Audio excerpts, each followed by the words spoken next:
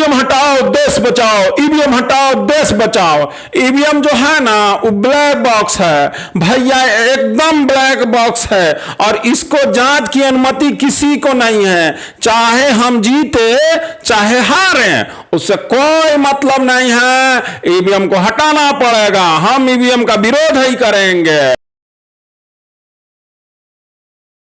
नमस्कार, मेरा नाम है राजेश सिंह और आप सभी का मेरा YouTube चैनल पे हार्दिक स्वागत है। तो कैसे हैं आप लोग? टेस्ला कंपनी का मालिक है एलन मस्कवा। यूं तो रहता है टेक्सास में, लेकिन उसका इंटरेस्ट है भारत के राजनीति में। वो चाहता था कि चाइना में कंपनी लगाए और इंडिया में कार बेचे, लेकिन मोदी जी उसका दाल गलने नहीं दिए भैया, बिल्कुल गलने नहीं दिए। बोले कि अगर कार बेचना है तो फैक्ट्री भी लगाओ इंडिया में। यही बात से एलन मस्कवा चिढ़ गया है भाई साहब मोदी जी से और इंडिया से।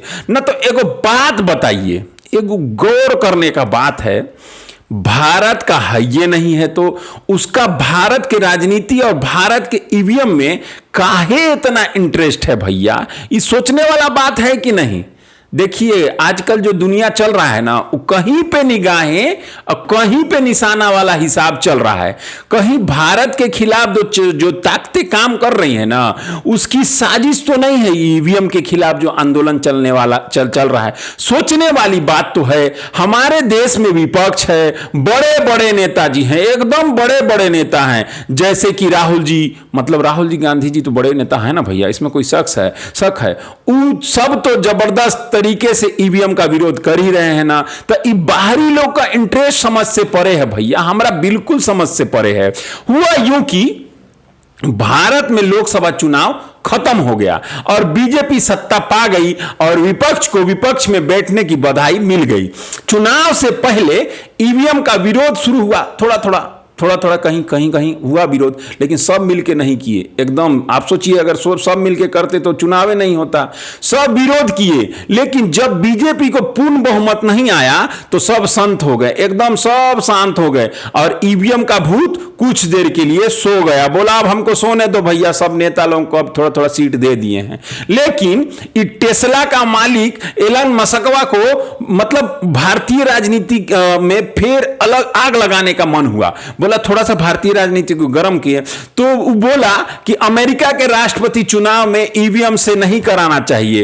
वो ट्विटर पर बोला, ट्विटर बोलने से आजकल एक्स हो गया ट्विटर, तो बोला कि इलेक्ट्रॉनिक मशीनों को खत्म कर देना चाहिए, इससे इंसानों द्वारा मतलब ईवीएम बोलना चाह रहा था, तो इंसानों द्वारा हैक करने और एआई द्वारा हैक करने का खतरा है। हालांकि ये खतरा बहुत कम है, फिर भी ज्यादा है। आप बोलेंगे एलन मस्कवा ने तो भारत के बारे में कुछ भी नहीं बोला। अरे भैया नहीं समझेंगे ना आप, कहीं पे निशाना और कहीं पे निगाहें वाला हिसाब है। मतलब शर्मा जी का बेटा फेल हो गया ना, तो मिश्रा जी के बेटा बोलेंगे, पूछेंगे मिश्रा जी के पापा कि अरे मिस शर्मा जी आपका बेटा पास हो गया का? तो समझने के लिए, समझदार के लिए इशारा ही काफी है भैया। इसी पे रिस्पांस करते हुए एलन मस्क जी के उस पे मतलब ट्वीट पे राहुल गांधी जी ने कहा कि भारत में ईवीएम एक ब्लैक बॉक्स है और किसी को भी इसकी जांच की अनुमति नहीं है। हमारी चुनावी प्रक्रिया में पारदर्शिता को लेकर गंभीर चिंताएं जताई जा रही हैं। अच्छा, वो सब जता रहा है तो भैया हमरा देश में क्या दिक्कत है? जब संस्थाओं में जवाबदेही की कमी होती है तो लोकतंत्र एक दिखावा बन जाता है। वाह राहुल जी, क्या भाषण बोलते हैं आप, एकदम आप ही का लिखा होगा ये भाषण। और धोखाधड़ी की संभावना बढ़ जाती है। शाबाश राहुल जी, ऐसे ही जोरदार भाषण देंगे तो आप एक दिन जरूर प्रधानमंत्री बनेंगे।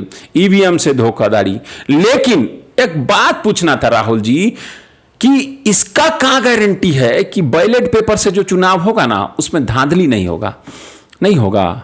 और 1990 के दशक में बिहार बंगाल के चुनाव याद है आपको, जब सैकड़ों लोग मारे जाते रहे, वजह बैलेट पेपर से चुनाव। और हालांकि कुछ कानून व्यवस्था का भी था, लेकिन बैलेट पेपर लूट लेना, बैलेट बॉक्स की लूट, फर्जी मतदान, बैलेट बॉक्स में इंक डालना, ये सब खराब कानून व्यवस्था तो था ही, पर बैलेट पेपर की वजह से भी होता था। 1990 का दशक उठा के देख लीजिए।